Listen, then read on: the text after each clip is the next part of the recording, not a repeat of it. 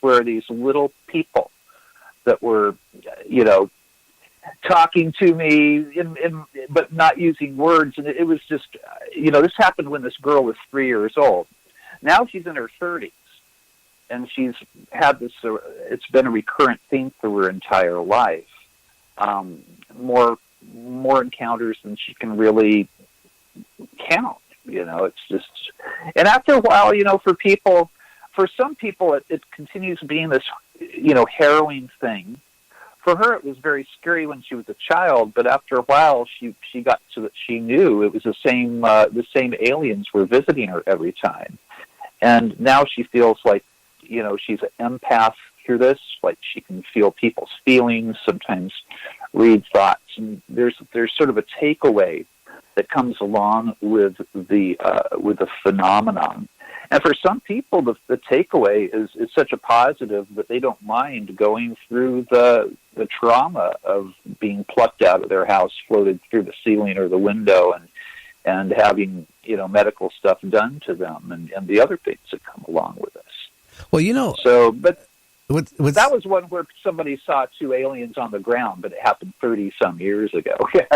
Well, things like that kind of scare me too, because I'm sure you know who Calvin Parker is. Sure. Okay, now he's been on my show, and halfway through the show, I asked him, do you feel that your abduction was a friendly abduction, or was it one that was kind of evil, or they had bad intent? He came away with that he thought they had bad intent towards humanity. Now, I've heard that quite a bit from different people that claim they were abducted. How about you? There are different entities that are visiting us, and I think that there are different motives within the same race sometimes. I mean, you'll see humans, and if you weren't a human, if you saw us, you might think that we all thought the same and had the same motives. But you pluck somebody from here, or from China, from Russia, or wherever, there's going to be different motives. And I think that it's the same thing with our visitors. I think there are different races that are taking people. And I don't think it's all one thing. I don't think that it's all the same motive. I think that I don't think they're gods. I think they're like us. And just like humans, you have, better people and you have worse people out there, and different motives. So everybody that's having encounters, they're not experiencing the exact same thing. There's similarities. Yeah. But well, it kind of scares me because you got, these people who claim they were abducted and they were given all these gifts, which they might have been, maybe to be able to see the future, maybe to feel different emotions that they never felt before. And then you have the other people who had a very bad experience. Mary Joyce, I don't know if you know who she is. She runs a UFO reporting center out of Cashiers, North Carolina. Sure. And she's on my show like once a month. And she was telling me here back, maybe 6 months ago, that there is a race of aliens she claims that are cannibal. They're not friendly towards humans. But she claims from information she got from her sources that these are working with the military, sharing information in return, maybe to borrow a few humans to munch on. I've heard this too. And it could be, I think that there's different motives, and they're not all good. Well, there are renegade groups out there too that seem to be almost like cosmic juvenile delinquents. They're just out to cause trouble. I've heard that. Well, look at our own world. We have headhunters, still eating humans on an island, you think about this. I mean, the different species, again, each one is going to have a different aspect of what life is because their generation, how they grew up, or how they even formed in the first place and how far advanced they are compared to us. They could look at us as no more than an insect. And then, I've gotten pictures from somebody who high up one time used to be with one of the government agencies, sent me over pictures, Earl, of abduction cases where, the cattle mutilations. He sent me pictures Sure. over of human being mutilated the same way from the Amazon, from Brazil, South America, and a few other countries. And after I looked at those pictures, it really made me think. You know, some people go out there and they think that every alien it supposedly is visiting our planet are here to help mankind. And there is maybe some that is here, or maybe no more than investigating how we conduct ourselves on our planet. But then again, there might be a species out there, I hate to say it, that look at us like we look at a farm. Sure. I mean, you know, look at the old Twilight Zone episode, To Serve Man. Oh, yeah. You know, everybody's, you know, going into the spaceship all jolly and happy, and, you know, it's a cookbook.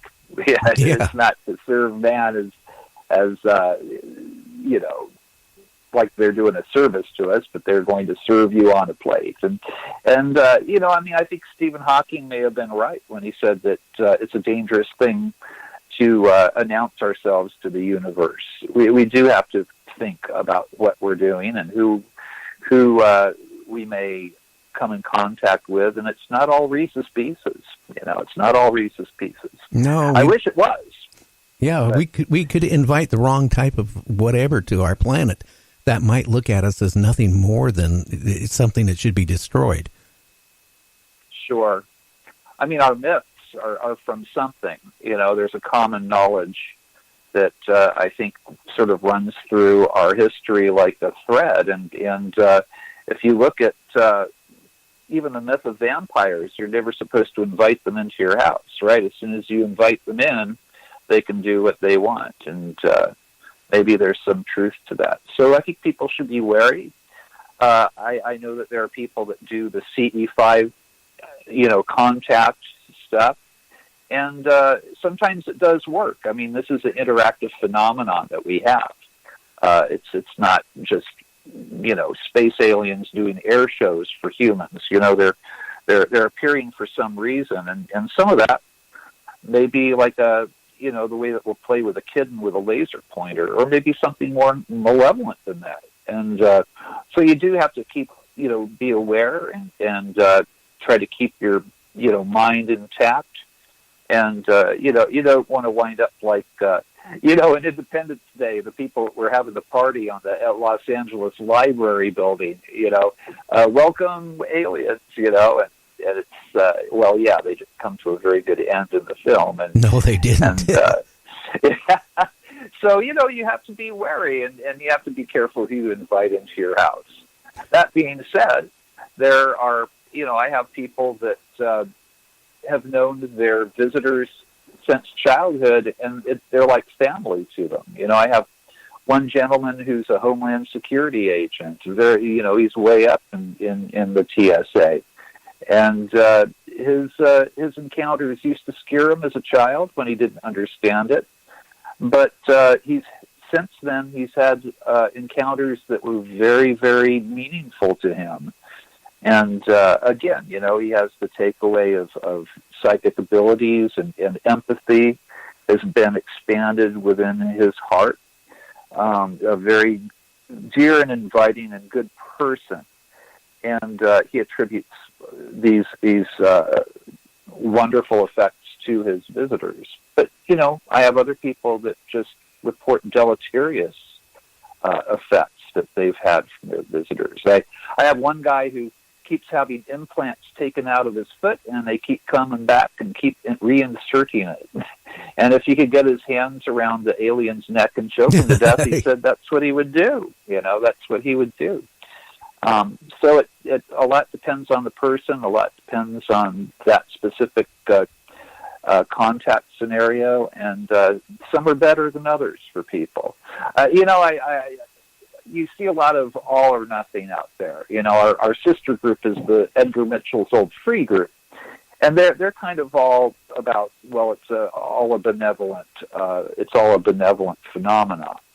And MUFON, we seem to have sort of more of a 40-60 kind of thing. You know, it's 40% kind of negative or at least uncomfortable, and maybe 60% of people feel that it's a benevolent thing. But, you know, we have slightly different results, and maybe that's because I don't think that we're really expecting any particular kind of result. We're just kind of taking the criteria as it comes in. We're sort of logging it down, and those are the results that we've gotten so far. Well, you know what we need? I hate to say it. When Dr. Roger Lear passed on, I think what he was doing was such a great thing because, going through and then removing the implant, then sending it out to be analyzed to prove if it was an implant or if it was something else. And, I've had Timothy Cullen on my show, I think 3 times, about his involvement with Dr. Roger Lear, where he saw a UFO, then didn't remember anything, and all of a sudden he found out by going to the doctor he had something in his arm, found out it was an implant which Dr. Roger Lear removed. We need more proof of that too, and I'm hoping that somebody will step up and take over where Dr. Roger Lear, when he passed on, it was a big void now. We do have surgeons that work with us.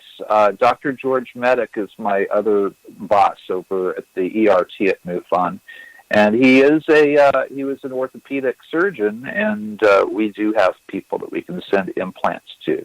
We have very specific ways of collecting them and sending them, and so we do have people that can check out implants under the microscope and find out what is what with them. So there actually are people that are still doing that, but of course Roger Lear, that was a huge loss. We've lost some great luminaries in the field recently. Then not the least, Stanton Friedman, who we just lost this week. Yeah, he was scheduled to be on my show here up in July. So, I mean, all of a sudden, I went on Facebook, look at, the people, messaging me, and then I saw he passed on. It was, he was coming home from a event and never even made it home. It's a big loss. Big loss. Yes. So much for retirement. How do you retire from that which you love, though? It's like Paul McCartney keeps saying he wants to retire from music, and it's sort of like, well, good luck. How do you do that? Stanton, that was his life. That was his great love in life, and he couldn't stop. But, you kept hearing him say, well, this will be my last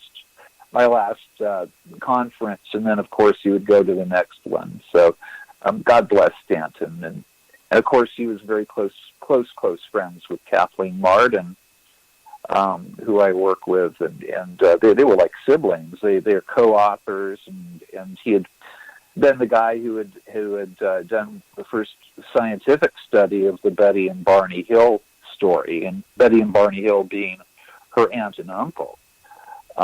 So they went back many years.